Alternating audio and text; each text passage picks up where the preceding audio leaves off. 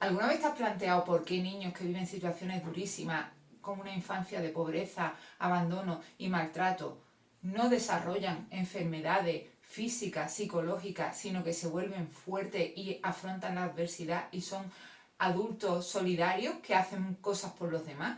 ¿No te parece algo verdaderamente admirable? Yo antes de empezar a estudiar temas relacionados con la psicología, muchas veces de joven me planteaba esta historia. Y resulta que hay un concepto que lo vamos a utilizar muchísimo en el vídeo de hoy, que define perfectamente este tipo de conducta o de desarrollo personal. Y se llama resiliencia. Un concepto que, créeme, en los tiempos que corren nos hace mucha falta. Así que vamos al lío.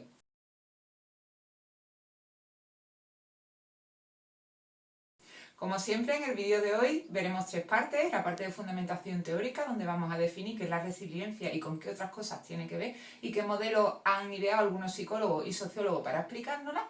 Vamos a ver una parte de ejemplo donde conoceremos a algunas personas resilientes, verdaderamente admirables, y también algunos recursos para leer, profundizar en estos temas o utilizarlos con tu allegado, tu familia, contigo mismo, si te parece interesante. Y finalmente, como siempre, os voy a proponer una serie de pequeños ejercicios, de actividades para poder llevar todo esto a la práctica. Así que empezamos.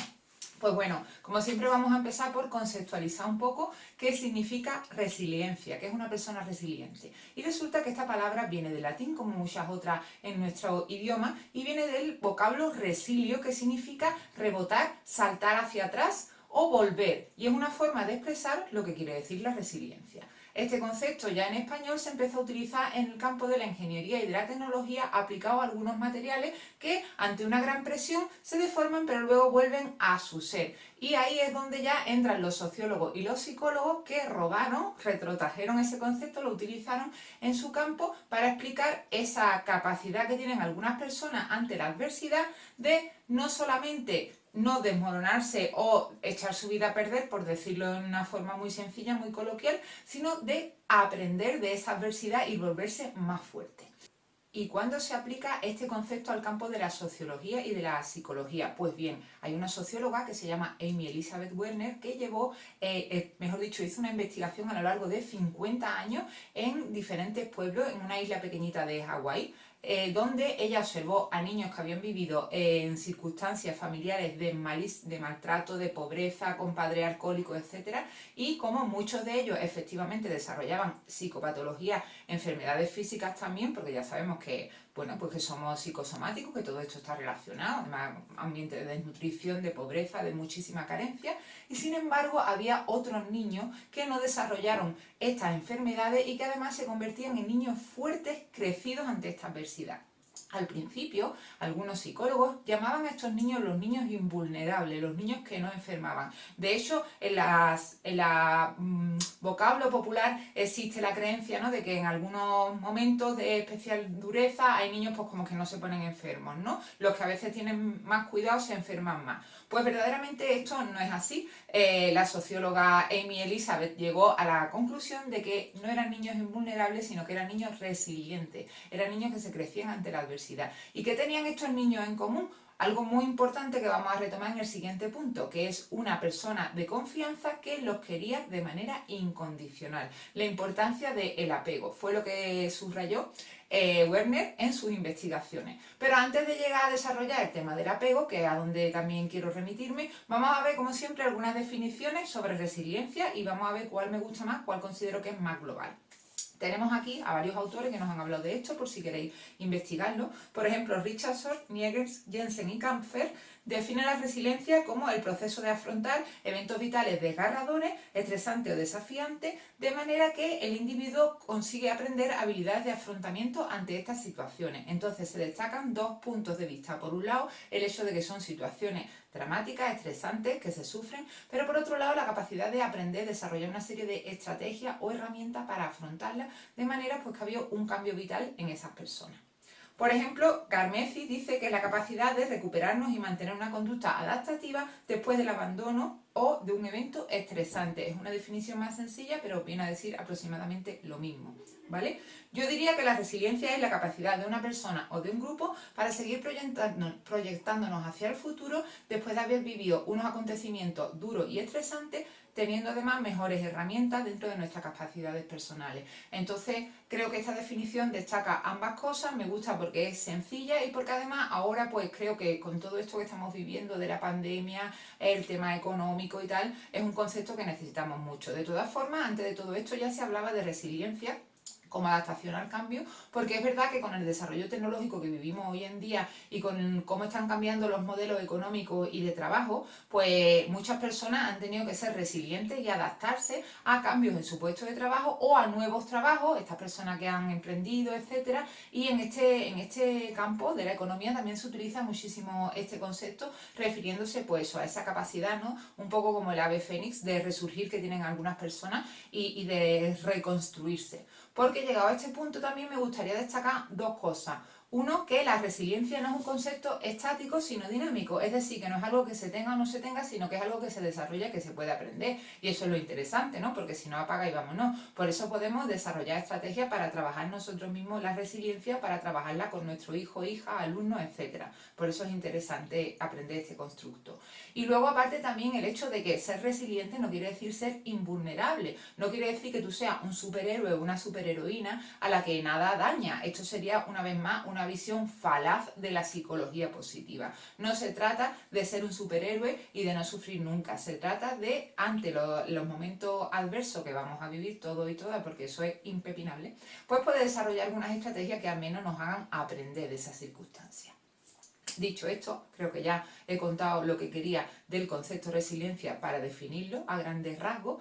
Entro en el tema del apego. El apego es un concepto que ya salió en algún vídeo, que Bowlby fue uno de los primeros psicólogos que habló sobre él. De hecho, me he equivocado, creo que era etólogo, que estudiaba la conducta animal, porque fue el que hizo el estudio de los patitos y su mamá, o cualquier persona a la que vea los patitos y desarrollan esa conducta de apego. Y luego eso, bueno, pues se derivó al estudio de los humanos, por supuesto, ¿no? Mucho más complicado, como es lógico. Pero a lo que voy es a lo que destacaba Werner en sus investigaciones. Cuando un niño recibe apoyo incondicional de un adulto de referencia cercano, ojo que no dice padre, ni madre, ni abuela, dice un adulto cercano, puede ser cualquier persona que se encargue de la crianza del niño. Este niño puede desarrollar resiliencia. Y aunque luego os voy a contar varios ejemplos, a mí, según estoy hablando, se me viene a la cabeza una serie que es muy popular y que mucha gente está viendo o ha visto ahora, que es Gambito de Dama, y se ve donde perfectamente esa chica, cuando está en el orfanato, tiene una persona, que es el señor que la enseña a jugar al ajedrez, que es, en este caso, su adulto de referencia ahí, con quien pasa ahora, quien le ayuda, quien le enseña y quien, gracias probablemente a esa persona, pues desarrolla resiliencia. Aunque luego hay otros personajes también en la serie bastante significativos, pero esa es la primera vez que esa niña pues siente un apego, ¿no?, con un adulto de confianza en esas circunstancias tan dramáticas que está viviendo. Explica muy bien todo este tema. Bueno, dicho esto, ¿cuáles son las características de una persona resiliente? Si para decirlo de otra forma, para poder desarrollar resiliencia, ¿qué necesito? Pues sorpresa. Vas a necesitar cosas que están muy relacionadas con la autoestima y que han ido saliendo en los vídeos, y si no han salido lo irán haciendo, pero muchas de ellas han salido ya, que son, por supuesto, autoestima y autoconocimiento. Si no te conoces a ti mismo o a ti misma, no vas a desarrollar esas herramientas, esas capacidades para afrontar circunstancias adversas. Por eso es tan importante desarrollar y conocer tus fortalezas personales, como hemos tratado en algún vídeo anterior, además del tema de la autoestima. Es necesario que seas una persona independiente y crítica y seas capaz pues, de no desarrollar dependencia en tus relaciones con los demás, porque también a veces la resiliencia puede venir de un conflicto o de un problema que tengas con una persona, no solo de una circunstancia adversa. Por eso también había otros vídeos en los que hemos hablado de si las personas somos o no somos dependientes emocionalmente y cómo darnos cuenta de esa dependencia y cómo afrontarla. Es necesario también el sentido del humor, porque es una manera de afrontar las circunstancias adversas y lo veíamos también en un vídeo. Me ha gustado mucho cuando estaba preparando la información que vayan saliendo todas las cosas que de una forma casi intuitiva han ido saliendo también en el canal. Pero tenemos más cosillas, más rasgos que puede tener una persona resiliente. Por supuesto, las habilidades sociales, que han salido también porque son súper importantes, aunque no le he desarrollado un vídeo totalmente amplio hablando de ellas, sino más bien me he centrado en la asertividad, así que si es un tema que os parece interesante, más adelante lo podemos retomar. Y un tema que no ha salido y que me parece súper interesante es el tema de la creatividad. Las personas que se pueden adaptar al cambio son también personas creativas. Y por supuesto que sepáis que todos estos rasgos también tienen que ver con las inteligencias múltiples y con la inteligencia emocional, que es algo que también revierte directamente en nuestra autoestima y al fin y al cabo en nuestro bienestar psicológico. Pues bien, hay muchos modelos que quieren explicar un poco la asertividad de una manera más gráfica, con todos estos rasgos que yo os he dicho, los utilizan, le dan forma, los encuadran, que es algo que les gusta mucho a los psicólogos, que generar modelos que expliquen un poco la realidad. Yo siempre insisto en que estos modelos son flexibles porque las personas no somos cuadriculadas, pero sí son muy útiles para explicar ciertas circunstancias. Entonces, por ejemplo, Rojas Marco tiene un modelo que va dando un repaso a lo que yo os acabo de decir, un poco de una forma, yo lo he hecho más simplista, pero él tiene un marco que es bastante interesante si os gusta este tema, donde lo explica y que yo, pues bueno, os voy a reproducir aquí y os voy a dejar como siempre en la caja de descripción para aquellas personas que tengan interés en profundizar un poquito más. En este cuadro que os comento, pues podemos ver como, por ejemplo, Rojas Marco destaca las conexiones afectivas, por lo que decíamos del modelo del apego tan importante, la capacidad de autocontrol, de control interno, que también tiene que ver con el conocimiento, la motivación para vivir, que vamos a ver que sale ahora también, tu sentido de la vida, lo que tú piensas que es el mundo, que es algo muy personal y que además muchas veces está relacionado con la cultura en la que vive la persona concreta de la que estemos hablando, pero que también es un aspecto muy importante. Otro modelo también que me parece muy bonito estéticamente se llama el modelo del mandala y es de Walling and Walling, y lo que hace es que básicamente estos rasgos que estamos diciendo pues los organiza en forma de mandala. Pero sin duda el modelo que me ha parecido más ilustrativo, más chulo y sobre el cual vamos a trabajar en un ejercicio al final del vídeo es el modelo de la casita de... Creo que es un danés, si no me equivoco, que se llama Vanny Stendhal y que él nos dice que los pilares o los aspectos relacionados con la resiliencia se podrían organizar como si fueran una casita donde vamos a ver diferentes partes. Por ejemplo, el suelo de una casita es el terreno sobre el que construimos, pues en este caso representaría las necesidades materiales básicas.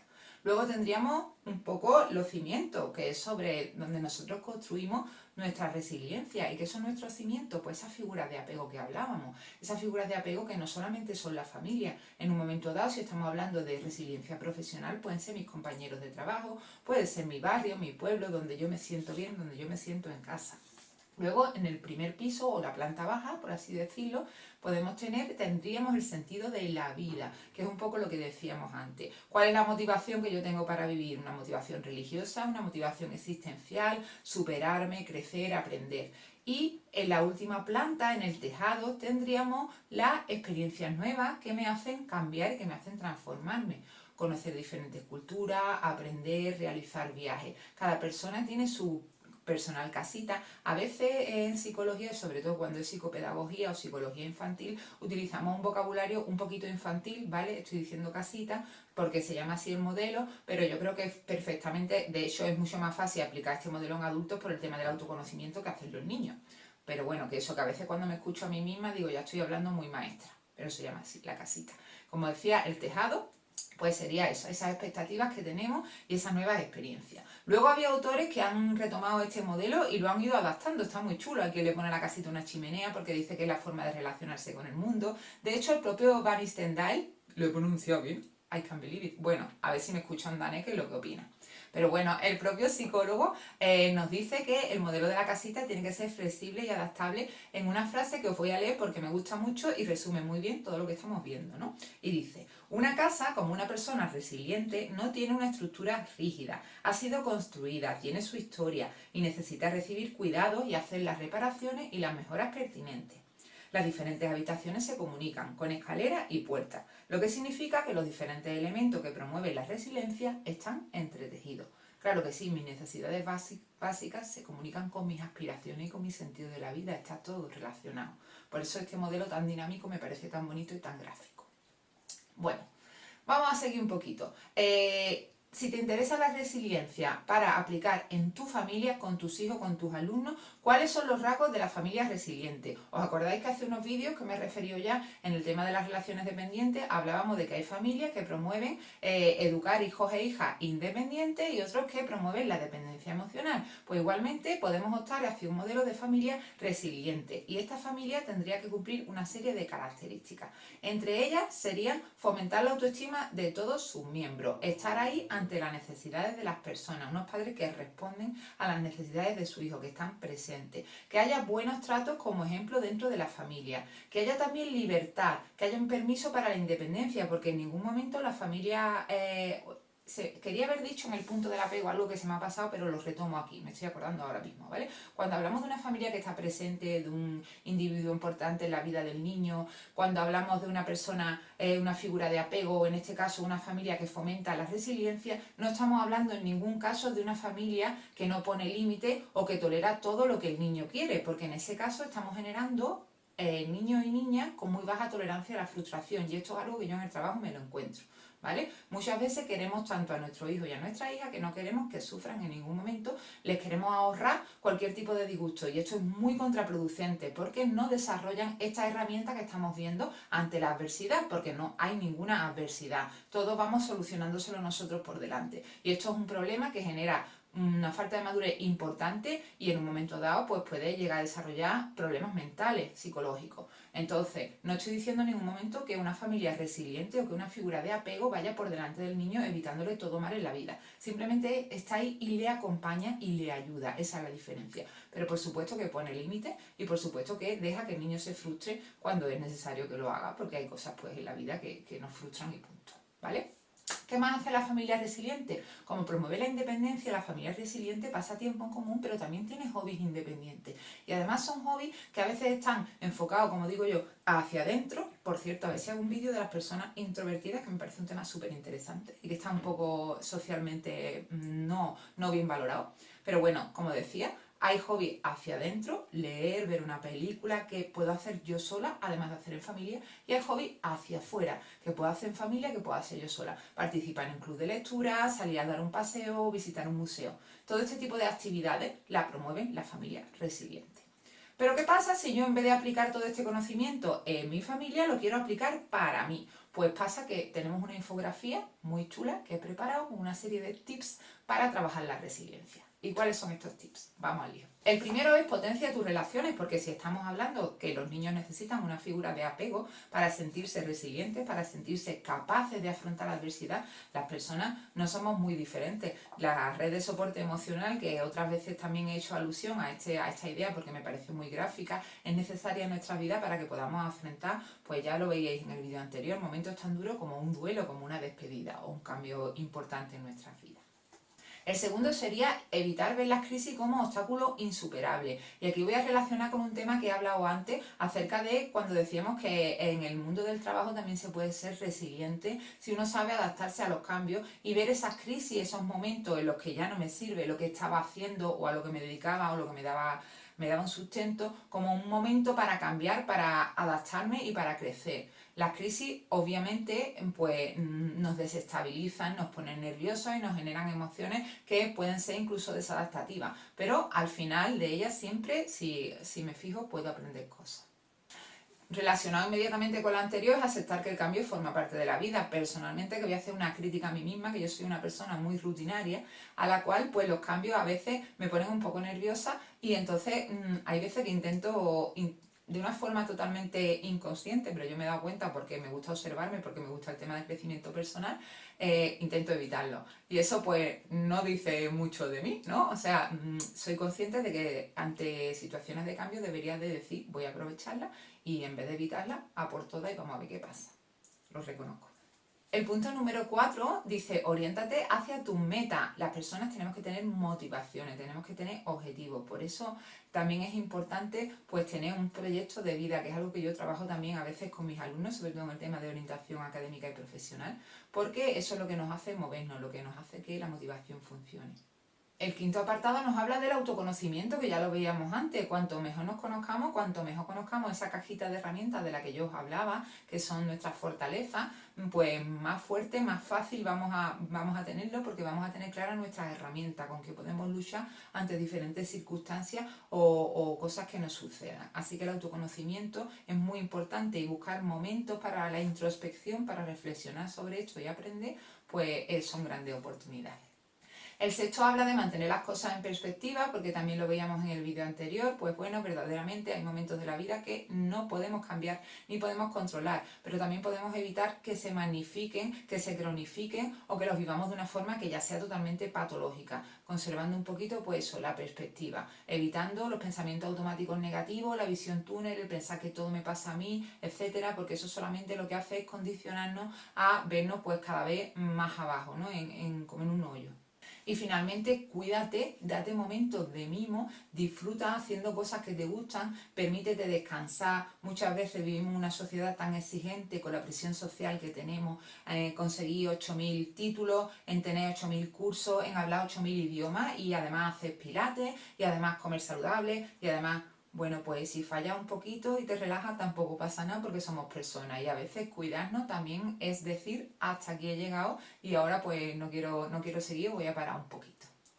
Estos serían los 7 puntos, y con esto termino un poco la parte más teórica. Ahora me gustaría que pasáramos a un punto de ejemplo y recursos, como siempre, y aquí he hecho un batiburrillo de cosas. Os traigo 2 biografías de 2 personas que me han llamado mucho la atención. Bueno, yo ya los conocía, especialmente a Víctor, había leído sobre su vida y sobre sus aportaciones, pero pues por eso mismo me ha gustado también traerlo aquí. Y además de eso os voy a hablar de algunos libros para profundizar en este tema, si os parece interesante. Os voy a hablar de un cortometraje que podéis ver incluso con vuestro hijo e hija, y alguna cita. Así que no me enrollo y vamos a empezar.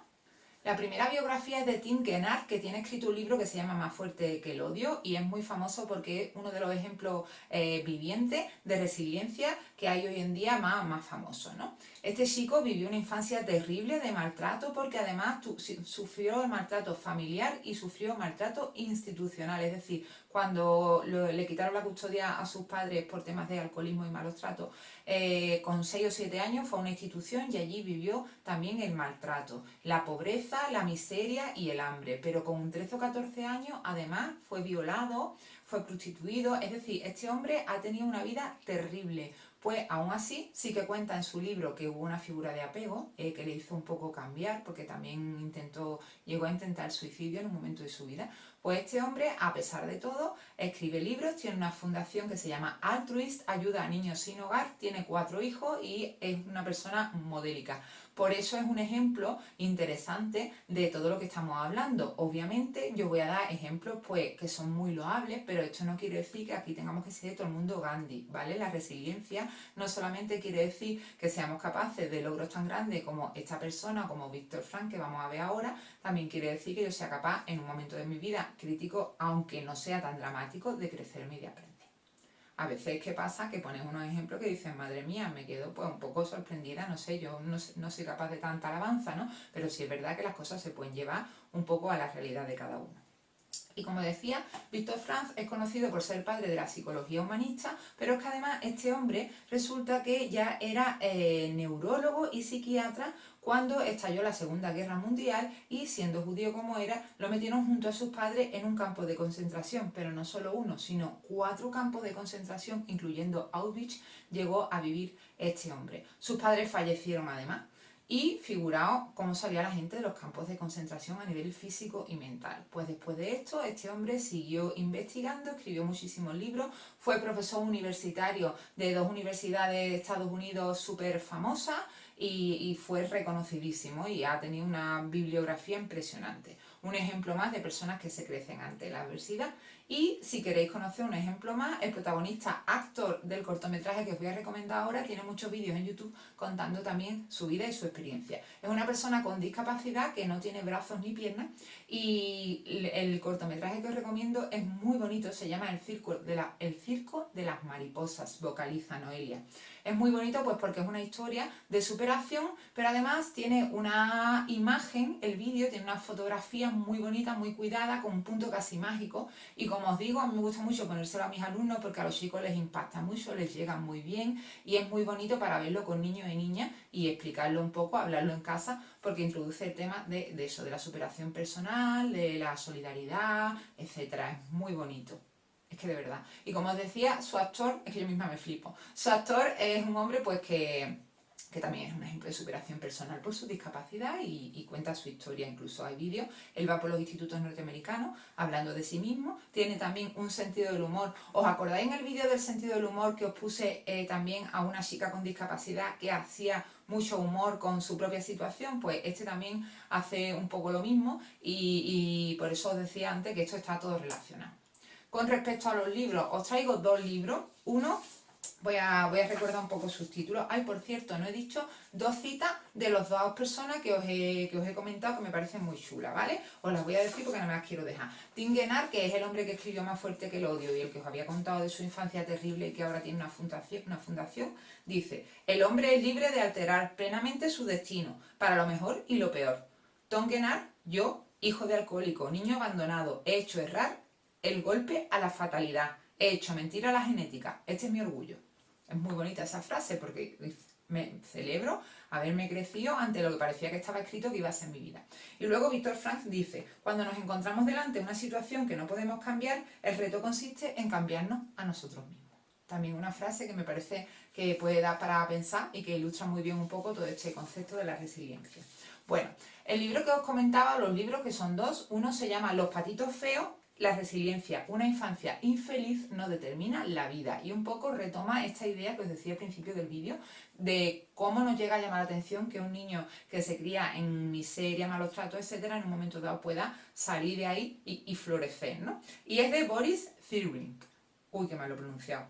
Cyrulnik, lo pondré aquí porque es que yo me tengo que subtitular. Y luego el otro que os lo recomiendo muchísimo porque el de los patitos feos tiene un desarrollo menos estructurado, ¿no? Y entonces a mí en ese tipo de libros a veces me resulta más difícil sacar enseñanzas. Lo leo, lo disfruto, pero es como más no es novelado porque no es una novela, pero el estilo que tiene es más narrativo y menos didáctico. Y sin embargo, lo que os digo ahora, que es la resiliencia, crecer desde la adversidad, es está mucho más estructurado y es más fácil para sacar tu aprendizaje, incluso para sacar ideas de cosas que hacer tú contigo mismo, con las personas que te rodean, para trabajar todo este concepto de la resiliencia. ¿Vale? No he dicho que es de Anna Forest y Jordi Granet, y como digo, este es mi favorito de los que os recomiendo. El corto ya lo he dicho y bueno, pues va siendo hora de que vayamos al cuento, como siempre. Además, un cuento que me ha gustado mucho porque es una metáfora muy chula y se llama La hija del hortelano. Vamos. Érase una vez la hija de un viejo hortelano que se quejaba constantemente sobre su vida y sobre lo difícil que le resultaba seguir avanzando. Estaba cansada de luchar y no tenía ganas de nada. Cuando un problema se solucionaba, otro nuevo aparecía y eso le hacía resignarse y sentirse vencida. El hortelano le pidió a su hija que se acercara a la cocina de su cabaña y que tomara asiento. Después llenó 3 recipientes con agua y los colocó sobre el fuego. Cuando el agua comenzó a hervir, colocó en un recipiente una zanahoria, en otro un huevo y en el último vertió unos granos de café. Lo dejó hervir sin decir palabra mientras su hija esperaba impacientemente sin comprender qué era lo que su padre hacía. A los 20 minutos el padre apagó el fuego, sacó las zanahorias y las colocó en un tazón, sacó los huevos y los colocó en otro plato y finalmente coló el café. Miró a su hija y le dijo: ¿qué ves? Pues zanahoria, huevo y café, dijo ella. La hizo acercarse y le pidió que tocara las zanahorias. Ella lo notó. Ella lo hizo y notó que estaban blandas. Luego le pidió que tomara un huevo y lo rompiera. Le quitó la cáscara y observó que era un huevo duro. Luego le pidió que probara el café y ella sonrió mientras disfrutaba de su dulce aroma. Humildemente la hija preguntó: ¿qué significa esto, papá? Él explicó que los 3 elementos habían enfrentado la misma adversidad, agua hirviendo, pero habían reaccionado de forma muy diferente. La zanahoria llegó al agua fuerte, dura, pero después de pasar por el agua hirviendo se había vuelto débil, fácil de deshacer. El huevo había llegado al agua frágil, su cáscara fina protegía su interior líquido, pero después de estar en agua hirviendo, su interior se había endurecido. El café, sin embargo, era único. Después de estar en agua hirviendo, había cambiado el agua. ¿Cuál eres tú?, le preguntó a su hija. Cuando la adversidad llama a tu puerta, ¿cómo respondes? ¿Eres una zanahoria que parece fuerte, pero el dolor cuando te toca te hace perder tu fortaleza? ¿Eres un huevo que comienza con un corazón maleable? ¿O poseías un espíritu fluido, pero después de una muerte, una separación o un despido te has vuelto dura y rígida? Por fuera eres igual, pero ¿cómo te has transformado por dentro? ¿O eres como el café? El café cambia el agua, el elemento que le causa dolor. Cuando el agua llega al punto de ebullición, el café alcanza su mejor sabor. Si eres como el grano de café, cuando las cosas se ponen peor, tú reaccionas y haces que las cosas de tu alrededor mejoren. ¿Qué metáfora más chula para explicarle esto pues, a cualquier persona? Ilustra muy bien lo que es la resiliencia. Y bueno, vamos ahí a los ejercicios que tengo ganas de explicaroslo. Venga. Actividad 1. Sin resentimientos. Esta actividad tiene el objetivo de aprender a identificar, afrontar y resolver nuestros resentimientos, puesto que con ellos no podemos ser personas resilientes. Para hacerla vamos a trazar 4 columnas en una hoja de papel. En la primera columna vamos a escribir el nombre o los nombres de las personas con las que sentimos molestia, dolor, es decir, este resentimiento. En la segunda columna vamos a escribir la R de resentimiento. Vamos a escribir un enunciado que empiece con el nombre de la persona y exprese nuestra emoción. Siempre que tenemos un resentimiento hay una petición. Esa sería nuestra tercera columna, donde escribiremos la D de demanda. Vamos a hacer una petición a esa persona para cambiar la situación. Y finalmente, en la cuarta columna tenemos la A, que significa acción de aprecio. En esta columna es importante que consideremos que tanto el resentimiento como la demanda pueden ser más significativas para la persona si le hacemos saber que vemos las cosas positivas que hay en su actuación desde su punto de vista y que apreciamos las razones de su comportamiento. En la caja de descripción tenéis un ejemplo desarrollado de esta actividad. Actividad 2. Mi espejo. El objetivo de esta actividad es mejorar la autoestima, puesto que ya hemos visto que tenía relación directa con la resiliencia. Vamos a coger una hoja de papel y la vamos a dividir en 4 partes iguales. En cada una de las partes vamos a escribir a manera de título. Como hijo o hija, soy como hermano, soy como amiga, soy como profesional. Puedes elegir los roles que mejor se reflejen contigo y con tu situación personal y profesional. En 10 minutos vas a escribir 3 características positivas y 3 negativas para cada uno de los roles especificados, teniendo en cuenta estas reflexiones previas. La autoestima no es un don que se reciba de alguien más, se genera dentro de uno mismo. ¿Cuáles han sido tus máximos logros hasta hoy? ¿Qué te gusta más de ti misma? ¿Qué te gustaría mejorar de ti mismo? ¿Piensas que hay congruencia entre lo que dices y lo que haces? ¿Cómo te sientes cuando haces algo distinto a lo que sientes o piensas? ¿Te cuesta trabajo resistir la presión de tus amigos o familiares? ¿Qué haces cuando alguien te presiona para hacer cosas que no quieres? ¿Cómo haces valer tus derechos y tu opinión? ¿Manipulas a la gente o la chantajeas? Tras rellenar el folio, reflexiona. ¿Qué rol te ha costado más trabajo? ¿Qué ha sido más difícil encontrar, lo positivo o lo negativo? ¿Has identificado puntos mejorables en tu comportamiento y en tu autoestima? Actividad 3. Construye tu casita. En esta actividad vamos a llevar el modelo de la casita de la resiliencia para nosotros mismos, para trabajar con nosotras mismas. Y para eso pues podemos utilizar un folio en el que tengamos una casita o busquemos una por internet, pero yo lo que os quiero dar son claves para reflexionar sobre cada una de las plantas o habitaciones. Por ejemplo, acerca de vuestro soporte o de tu soporte, que sería los cimientos, ¿a quién acudes cuando tienes un problema grave? ¿Con quién te sientes como en tu casa, a gusto? ¿Quién puede realmente ayudarte cuando tienes dificultades? ¿Quiénes son las personas que te han ayudado en tu vida? ¿Quién te ha escuchado con atención? ¿Y tú también eres capaz de escuchar a los demás con atención? Para reflexionar sobre la planta baja o el descubrimiento de sentido, te dejo estas preguntas. ¿Cuáles son tus pasatiempos favoritos? ¿Por qué te gustan? ¿Qué te parece realmente bello? ¿Qué responsabilidades puedes asumir? ¿Cómo describirías estas responsabilidades de forma concreta? ¿Tienes proyectos? ¿Cuáles son? ¿Qué te gustaría hacer en la vida y cómo piensas conseguirlo? ¿Crees en Dios o en otra cosa? ¿Qué cambia esto en tu vida? ¿Te ayuda en tu relación con los demás? ¿Te gusta ayudar a los demás? ¿Cómo? ¿Piensas que la vida tiene un objetivo? Si es así, ¿cuál es?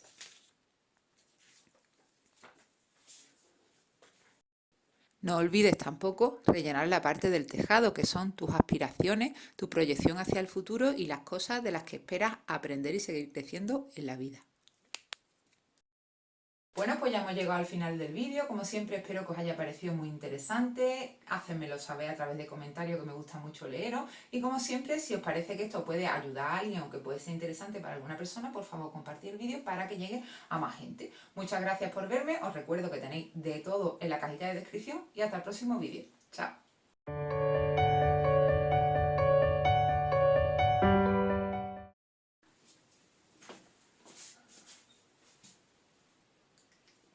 ¿Alguna vez te has planteado por qué estoy grabando al revés? Pues no, dice que no. Bueno, vale.